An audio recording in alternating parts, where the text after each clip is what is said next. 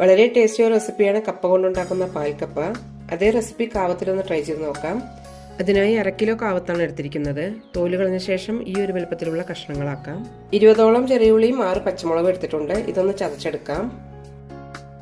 ഇനി ഇതിലേക്ക് ചതച്ചു വെച്ച പച്ചമുളകും ചെറിയുള്ളി ഇടാം.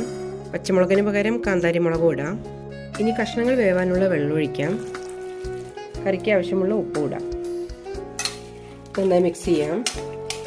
ഇനി 3 വിസിലിന് വേവിച്ചെടുക്കാം. കറക്റ്റായിട്ട് വെന്തിട്ടുണ്ട്. ചെറുതായി നുറച്ചെടുക്കാം. ഇത്രയും മതി.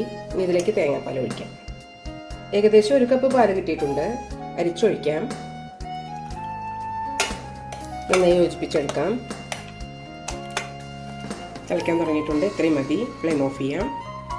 വെളിച്ചെണ്ണയിൽ കടുക്, കറിവേപ്പില, ചെറുള്ളി താളിച്ചിട്ടുണ്ട്. വളരെ ടേസ്റ്റിയായി പാൽക്കാവത്ത് റെഡി ആയിട്ടുണ്ട്. എല്ലാവരും ഒന്ന് ട്രൈ ചെയ്ത് നോക്കൂ.